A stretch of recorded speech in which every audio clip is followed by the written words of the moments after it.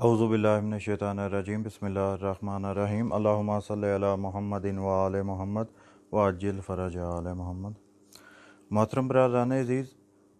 صدیوں سے جو شیعہ سنی کے اختلافات چلتے آ رہے ہیں، ان میں جو بڑے اختلافات ہیں ان میں سے ایک خلافت کے موضوع کو لے کر بھی ہے۔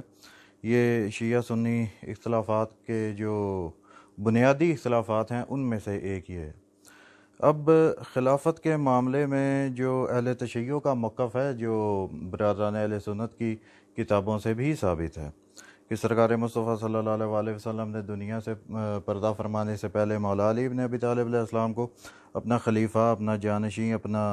وسیع منتخب فرمایا اور اعلان فرما کے اس دنیا سے پردہ فرمایا۔ تو دوسری طرف ہمارے برادران اہل سنت کا جو موقف ہے،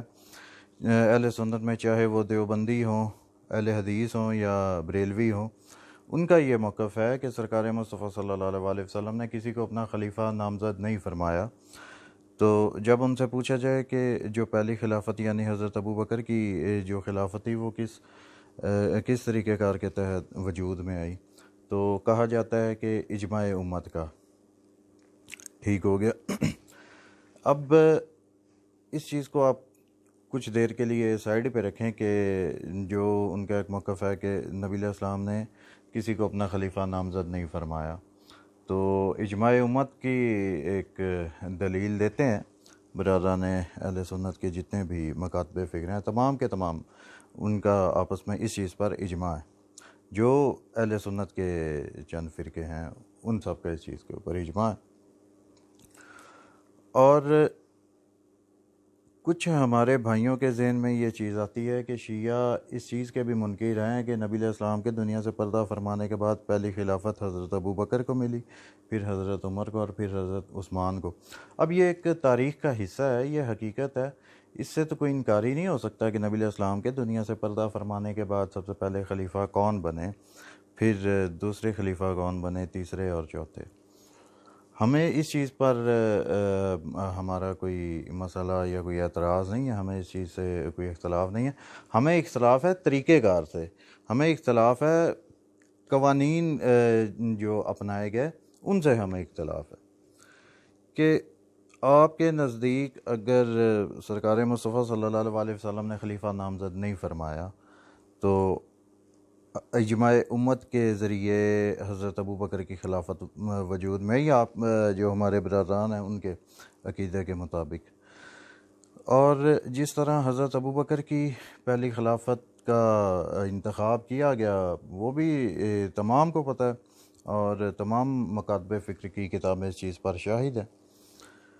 ثقیفہ بنی ساعدہ میں یہ واقعہ پیش آیا کہ حضرت ابو بکر کو پہلا خلیفہ نامزد کر لیا گیا۔ اب یہاں پر سوال یہ پیدا ہوتا ہے کہ کیا ثقیفہ بنی ساعدہ میں ساری امت تھی؟ بالکل نہیں، ایسا بھی کچھ نہیں ہے۔ کیا مدینہ کے تمام لوگ ثقیفہ بنی ساعدہ میں موجود تھے؟ ایسا بھی کچھ نہیں ہے۔ جو ثقیفہ بنی ساعدہ میں کارروائیاں پیش آتی کی، خیر وہ ایک علیحدہ موضوع ہے۔ کسی بھی طرح کر کے حضرت ابو بکر کی خلافت کا اعلان کر دیا گیا، اور جب حضرت ابو بکر کی خلافت کا اعلان ہوا تو پھر مدینہ میں اور باقی جو مسلمانوں کے جو شہر تھے یا جو مسلمانوں کے علاقے تھے وہاں پر پیغام بھجوایا گیا، باقاعدہ ایک کیمپین چلائی گئی کہ حضرت ابو بکر کو خلیفہ نامزد کر لیا گیا۔ یا تو اگر یہ ہوتا کہ تمام جتنے بھی اسلامی ممالک تھے اس وقت یا جتنے بھی مسلمانوں کے علاقے تھے وہاں پر پیغام یہ بھجوایا جاتا کہ نبی علیہ السلام دنیا سے پردہ فرما چکے ہیں، اب ہم اس چیز پر اجماع کرتے ہیں کہ آپ صلی اللہ علیہ وسلم کے بعد آپ کا پہلا خلیفہ کون ہوگا۔ اگر اس طرح ہوتا تو یہ ہوتا اجماع، لیکن جو ثقیفہ بنی ساعدہ میں کارروائی ہوئی، خلیفہ چند حضرات نے حضرت ابو بکر کو منتخب کر لیا، پھر اس کے بعد پیغام بھجوانا شروع کر دیے جہاں جہاں بھی مسلمان بستے تھے۔ تو اجماع امت تو اب اس پہ رہا نہیں، کیونکہ ایک فیصلہ چند حضرات نے کر لیا ہے، اب اس کو زبردستی باقی مسلمانوں کے اوپر اپلائی کرنا، اس کو اجماع امت نہیں کہا جا سکتا۔ اور اب جب دوسری خلافت قائم ہوتی ہے، وہ پہلے خلیفہ یعنی حضرت ابو بکر حضرت عمر کو اپنی زندگی کے آخری ایام میں نامزد کر کے جا رہے ہیں۔ حضرت ابو بکر حضرت عمر کو اپنی زندگی میں ہی نامزد کر کے جا رہے ہیں۔ اور اب یہاں پر سوال یہ پیدا ہوتا ہے کہ جو ہمارا جہاں پر آگے ایک اور اختلاف آتا ہے یا جو ہمارا اعتراض ہے وہ یہ کہ بقول آپ کے سرکار مصطفیٰ صلی اللہ علیہ وسلم نے اپنے بعد خلیفہ کسی کو نامزد نہیں فرمایا، تو اب یہاں پر حضرت ابو بکر کو بھی ان کے اوپر بھی لازم آتا تھا کہ وہ سرکار مصطفیٰ صلی اللہ علیہ وسلم کی سنت پر عمل کرتے، وہ حضرت عمر کو خلیفہ نامزد نہ کرتے اور امت پر چھوڑ دیا جاتا، جس طرح آپ کے عقیدے کے مطابق سرکار مصطفیٰ صلی اللہ علیہ وسلم نے اس مسئلے کو امت پر چھوڑا۔ اور ایک تو اختلاف یہ ہو گیا کہ اگر خلیفہ نامزد نہ کرنا سرکار مصطفیٰ صلی اللہ علیہ وسلم کی سنت ہے، تو حضرت ابو بکر کا پھر حضرت عمر کو خلیفہ نامزد کرنا نہیں بنتا تھا، کیونکہ اپنے بعد اپنا جانشین، اپنا وصی، اپنا خلیفہ مقرر نہ کرنا اگر نبی علیہ السلام کی سنت ہے تو حضرت ابو بکر کو بھی نبی علیہ السلام کی سنت پر عمل کرنا چاہیے تھا اس معاملے میں۔ خیر، حضرت عمر کو نامزد کر کے جا رہے ہیں حضرت ابو بکر، لیکن جب حضرت عمر کے وفات کے جو ایام تھے ان میں حضرت عمر نے نہ تو نبی صلی اللہ علیہ وسلم کی سنت پر عمل کیا اور نہ ہی حضرت ابو بکر کی سنت پر یا ان کے طریقے پر عمل کیا۔ انہوں نے 6 بندوں کی ایک شورا کی کمیٹی بٹھا دی جو آپس میں یہ فیصلہ کریں کہ خلافت جو تیسری خلافت ہے وہ کن کے حصے میں آتی ہے۔ خیر، جو شورا میں جو حضرات بٹھائے گئے یا جن حضرات نے فیصلہ کرنا تھا، وہ انہوں نے اپنا اپنا ووٹ جس کی طرف ڈالنا تھا۔ خیر، یہ شورا کا جو معاملہ ہے یہ پھر یہاں پر آ کے ایک علیحدہ معاملہ آ جاتا ہے، اس کے اوپر پھر انشاءاللہ کبھی گفتگو ہوگی۔ اب جتنے بھی شیعوں کے علاوہ جتنے بھی مسلمان ہیں وہ یہ نظریہ رکھتے ہیں کہ جو یزید بن معاویہ ملعون تھا اس کی جو خلافت تھی، جس طرح اس کو خلافت دی گئی، جس طرح اس کو خلیفہ نامزد کیا گیا، وہ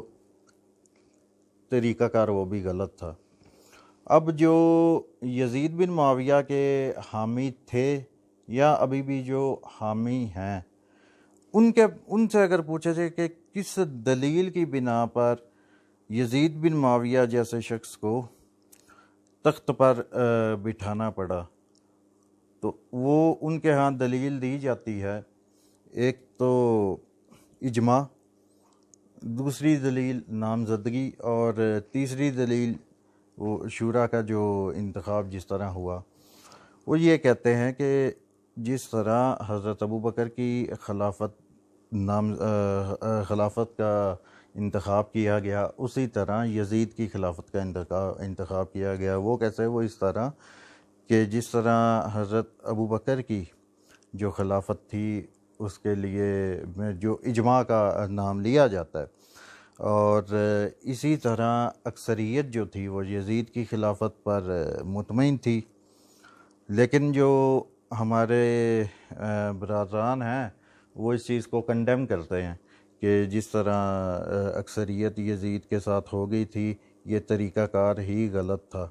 اب یہاں پر سوال یہ بنتا ہے کہ یہ طریقہ کار امت کو کون سکھا کر گیا یا کون لوگ امت کو سکھا کر گیا؟ اب پھر دوسری بات، جو جس طرح دوسری خلافت نامزد کی گئی، اس کے لیے بھی ان کے پاس یہ دلیل ہے کہ معاویہ بن ابو سفیان یعنی یزید کے باپ نے اپنے بیٹے معاویہ کو نامزد کیا، جس طرح حضرت ابو بکر نے نامزد کیا حضرت عمر کو۔ پھر اس کے بعد تیسری دلیل وہ یہی پیش کرتے ہیں کہ اس وقت کے یعنی جب یزید کو بادشاہت کے تخت پر بٹھایا گیا، اس وقت کے جو مہذب لوگ شام میں گنے جاتے تھے، یا ان لوگوں کو جن لوگوں کو معاذ اللہ باوفا اصحاب کے لیول پر لایا جاتا ہے، ان کی تعداد کافی زیادہ تھی۔ تو جس طرح پہلی خلافت قائم ہوئی، دوسری قائم ہوئی، اور تیسری جب قائم ہوئی، تو اس کی جو انہی وجوہات کی بنا پر یا انہی طریقوں کی بنا پر یزید بن معاویہ کی بادشاہت وجود میں آئی۔ اب اگر یہ کوئی کنڈیم کرے کہ میں یزید کی خلافت کو نہیں مانتا کیونکہ وہ باطل طریقوں کے مطابق وجود میں آئی، تو ایسے بھائیوں کی خدمت میں یہ عرض کرنا چاہتا ہوں کہ پھر پہلی، دوسری، تیسری خلافت کا جو طریقہ کار تھا، یا جس طرح پہلی خلافتیں وجود میں آتی رہیں، ان سے بھی آپ کو اعلان برات کرنا پڑے گا۔ لیکن اگر آپ ان سے نہیں کرتے تو جو تمام طریقہ کار یزید کی خلافت کے لیے اپنائے گئے، چپ کر کے انہیں قبول کر لیں۔ اور اگر قرآن کے مطابق اگر دیکھا جائے تو سورہ بقرہ میں بھی اس چیز کا ذکر آتا ہے کہ جب اللہ تعالیٰ نے اعلان فرمایا جناب آدم علیہ السلام کو خلق کرنے کا، تو فرشتوں نے اجماع کیا، تو اللہ تعالیٰ نے ان کا اجماع قبول نہیں کیا، معصوم فرشتوں کا۔ تو اب جو اللہ پاک اپنے ان فرشتوں کا اجماع نہیں قبول کر رہا، جو ایک لمحے کے لیے بھی یا ایک منٹ کے لیے بھی، جو کبھی کسی خطا پر نہیں رہے، اور دوسری طرف ثقیفہ بنی ساعدہ کے گناہ گار عام بندے آ جاتے ہیں جن کے اجماع کی بنا پر پہلی خلافتیں قائم کی گئیں، اور آج بھی لوگ اپنی کتابیں کالی کر رہے ہیں سیاہی سے کہ اس طرح وجود میں یا اس طرح سارا کچھ ہوا۔ تو بہرحال اب دونوں گھروں کا موقف آپ تمام حضرات کے سامنے ہے۔ اب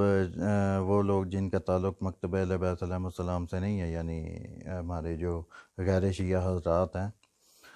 ان کے سامنے بھی اب دو نظریہ فیصلہ آپ کا۔ تو آپ حضرات خود سوچ لیں کہ ہم لوگ شیعہ کہاں پر ہیں اور آپ حضرات کہاں پر کھڑے ہو۔ وما علینا الا البلاغ۔